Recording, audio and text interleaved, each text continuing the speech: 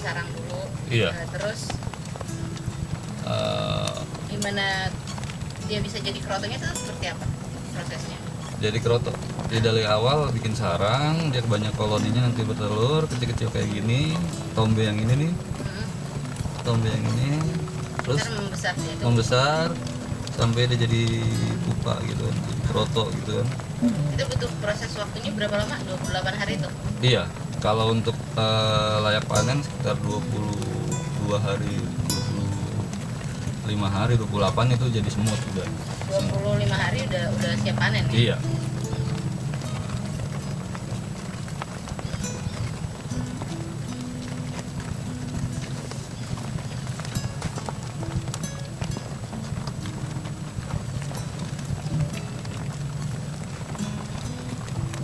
Kenapa harus dikasih makan itu?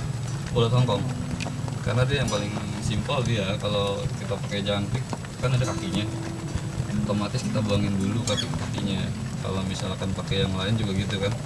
Kayak misalkan ikan gitu. Takutnya ada kucing masuk gitu kan. Ada tikus. Nah, sebenarnya pakannya nggak harus ulat Hongkong, Enggak. banyak yang lain. Banyak alternatif kalau pakan. Ikan dia bisa. Cuman yang Jangkrik paling bisa. mudah didapat dan paling simpel penghargaan ini. Iya, paling simpel itu ulat Hongkong. Kalau jangkrik juga banyak kasus teman-teman kita bilang gitu kan, jangkrik itu banyak mengandung air gitu. Jadi dia Mempengaruhi Iya. produksi kerotonya sendiri. banyak kejadian juga akhirnya ada berjamur di sarang-sarangnya, itu nggak bagus juga. 60 juta 60 juta. Modal bibit awal. Untuk berapa? Hampir 1.300. 1.300. Kita kembangin, kita udah jual bibit juga udah dalam waktu 5 bulan ini udah jual bibit juga, kita udah hampir 1.000-an lebih waktu 5 bulan itu. Jadi di bibitnya juga di sini dijual. Iya, kita jual bibit juga, jual proto juga. Nah, jadi nggak cuma fokus di kerotonya Iya, aja. makanya kita ada pelatihan, ada ini, kita jual bibit juga, jual proto juga. Pelatihannya sendiri gratis di sini. Pelatihan gratis. Pelatihan sebenarnya simpel sih. Kita sharing-sharing aja pengetahuan tentang ngerang-ngerang. Terus kalau misalnya dia mau praktek, gitu, kita kasih tahu. Ah. Kita kasih tahu prakteknya gitu. Cara panen, cara pengembangan, gitu. Ada. Kalau ini buat raknya sendiri itu emang ada ukuran khususnya atau Kalau untuk rak, kalau misalkan tangan ini ke sini 60 cm, udah ideal, kita bisa ngambil yang ujung. Gitu. Jarak ini juga dari sini ke sini 40 cm itu udah jarak ideal. Jarak ideal dalam artian baju kita ini nggak ke bawah. Kalau ke bawah kan semutnya masuk gitu. Jadi ya ini ke belakang 60 cm, ini 40 cm jarak antara ini. Kalau untuk tinggi tergantung yang mau piara gitu kan. Kalau tinggi ya kurang dari semeter kan lebih pendek. Gitu. Kalau masalah-masalah juga kayak semutnya kabur, paling di sini ada yang menempel gitu, dia bisa kabur karena pada nalurinya binatang pasti kan nggak betah kalau di karantina. Hamanya sendiri ada nggak sih, hama pengganggu? Hama pengganggu nggak ada deh, kayak pun cicak gitu ya. Kalau udah koloni banyak kayak gini nggak berani. Tikus pun paling makan ulat Hongkong, tapi sekali gitu dia makan dia bakalan kapok gitu, karena udah terlalu banyak koloninya. Kendalanya Dia udah paling takut situ. sendiri Iya ya? udah takut. Kalau yang begini panen berapa lama nih? Panennya ini biasanya kalau kayak gini umuran 20 harian ini masih sebentar lagi dia iya sebentar lagi dia jadi pupa gitu kan, yang masih telur belum ada, masih bulat-bulat. Biasanya kalau pupa kan udah kebentuk kayak patung gitu.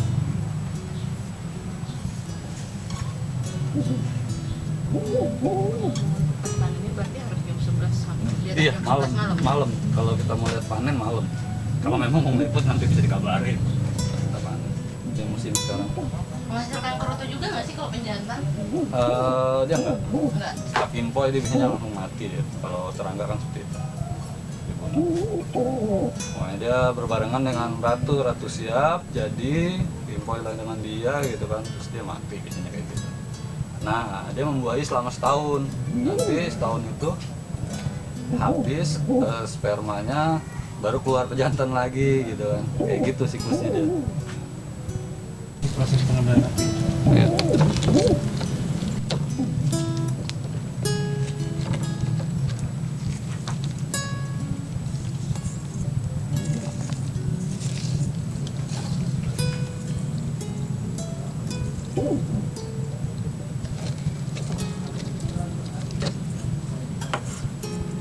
Oh, Tuhan udah selimutin.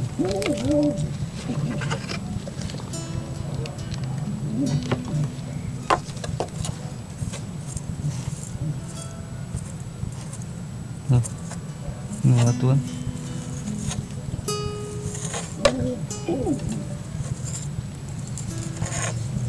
Ya pasti dilindungin dia sama prajuritnya.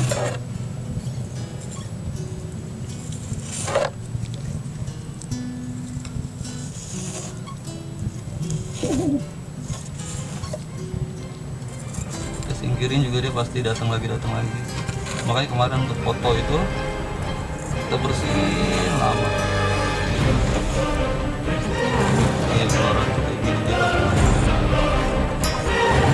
Setiap kampus dilakukan sama.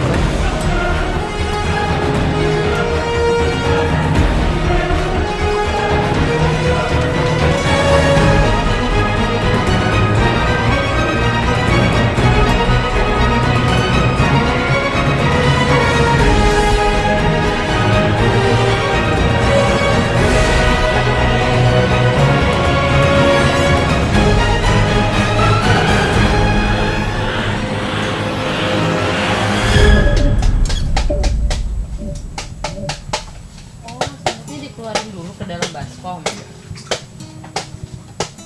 Dan baru diambil ya.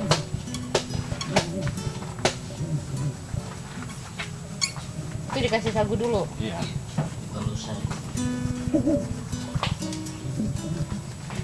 Iya, jadi kalau peternak lain mungkin dirusak ya. Kalau kita tidak, di sini aja cukup dibolongin tengahnya, lalu diambil sedikit begini, lalu dikepul dan tidak merusak telur yang bahan baru. Iya.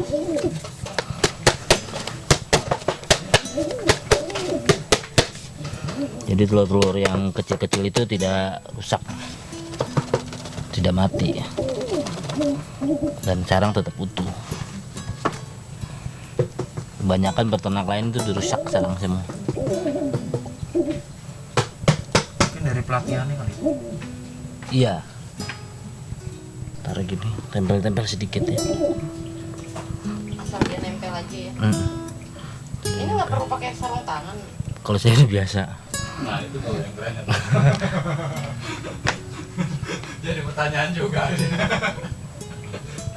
kan yang lain pakai. Yang lain udah kuat. Begitu diangkat dia nempel semua. Iya. Semutnya.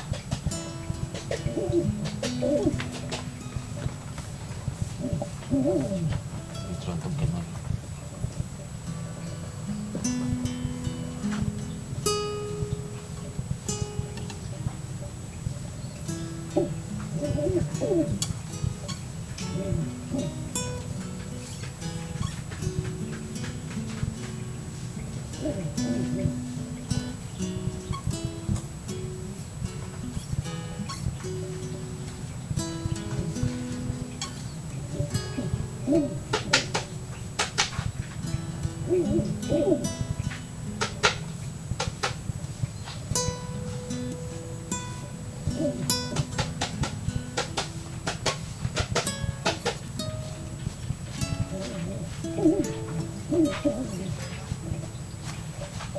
Keuntungan di bawah ikan ini apa nih?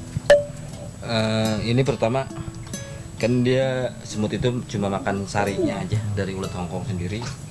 Kemudian ketika sarinya sudah habis biasanya dibuang ke bawah, kan jadi kotoran, dan itu bisa buat jembatan buat mereka nantinya kalau tidak dibersihin sama ikan gitu.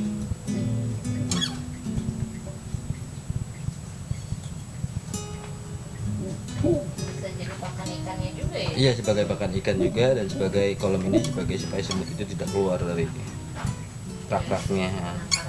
Iya.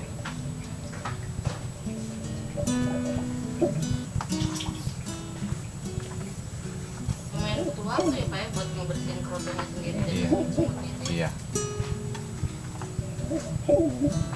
Karena harus dipisahin satu-satu ya. Ini sekali panen bisa dapat berapa banyak Pak? Tergantung kadang sih permintaan ya. Kalau misalnya permintaan tidak, tapi kan sampai kalau kita ini sih bisa sampai 5 kilo sampai 10 kilo. 5 sampai 10 kilo.